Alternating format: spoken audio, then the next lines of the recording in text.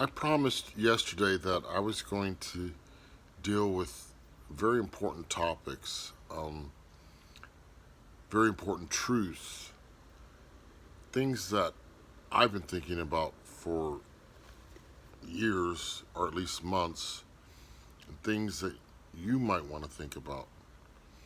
Because we live in a culture, society that has so misled us, lied to us, deceived us, that I knew that I had to go back, I had to rethink things. And by going back, I mean to the beginning, even in this case, to Genesis, to the very beginning, to the fall of man. And through disobedience, an act of disobedience, original sin was given to all of us. And we inherited this because of our original parents. Before the fall, there was no sin. There was no evil in the world. But as a result of the fall, all the things that you see in the world that are out of place, even in in nature, the characteristics of animals, you know, going after each other, hunting each other, killing each other, destroying each other, and everything you see in humanity that is not balanced is a result of the fall. You know where it talks about the lion laying down with the lamb? That's how it was in Eden. That's how it will be again when the new heaven and the new earth is made. But right now we have the results of the fall, and it affects every aspect of our lives. Now, here's where it's going to get almost radical because of modern psychology, which has corrupted man's thinking. It's false thinking, so much of it. Not every bit of it. But because the fathers of modern psychology were not God fearing people, once again, they introduced their lies into our way of life, really. And so, what you have today is what was prophesied, um, where good is called evil and evil is called good, a whole twisting of the thinking. And so, those that do not accept sickness as normal are the bad guys. We're the bad guys. And what kind of sicknesses am I referring to? I'll even begin with my own sickness, which is alcoholism. I cannot drink, cannot pick up a drink. Well, if not for the fall, I would not have that problem.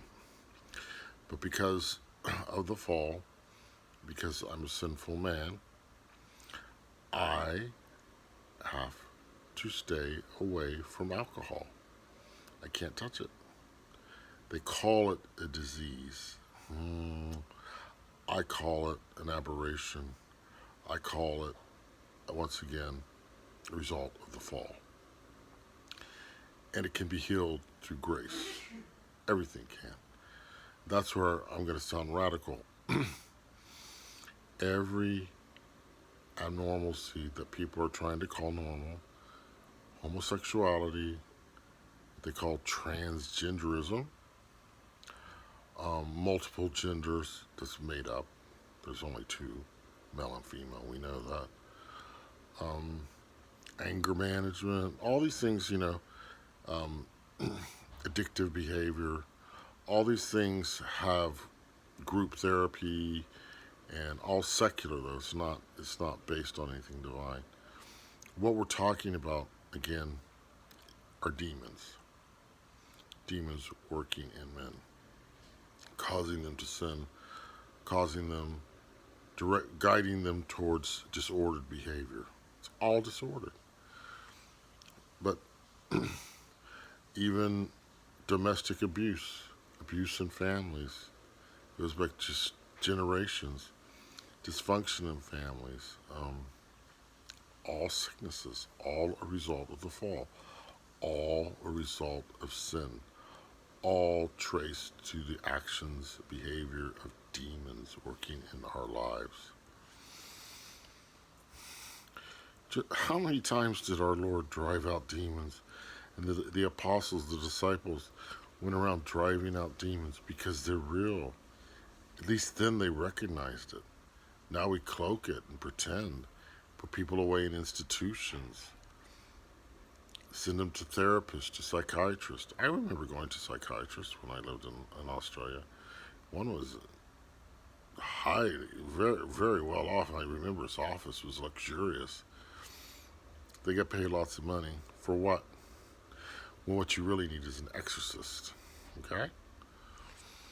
But see, I know this now, and I know what I'm dealing with. I know that all my sinful habitual behavior is due to allowing demonic activity into my life. It's that black and white. Grace is the cure-all. Cooperating with grace is the cure-all. But first, it comes humility. The humility to admit that you're sick, that you have a problem, that it's not normal. For example, as much compassion as I have for the homosexual man or woman, or maybe the person that say they're struggling with what gender they are, I'm going to tell you the truth. You can only get help by admitting there's something wrong with you. That's not normal. It's not. See, I don't even know how long this video will last. But that's because I'm telling you the absolute truth. The things that we think, let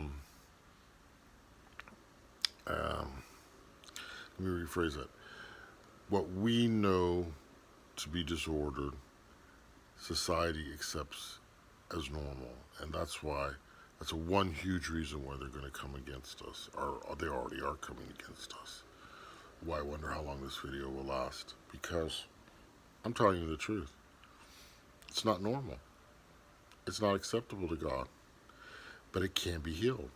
I absolutely believe through humility and grace over time, any of these things can be healed and a person transformed. I don't care what it is. I don't care if you're a gambling addict. That's another thing. There's dozens of addictions. But they're not normal. It's not okay. Alcoholism is not. My behavior was shocking when I was drinking. I don't even like to think back on it now. I've repented of it all. But yes, I am responsible.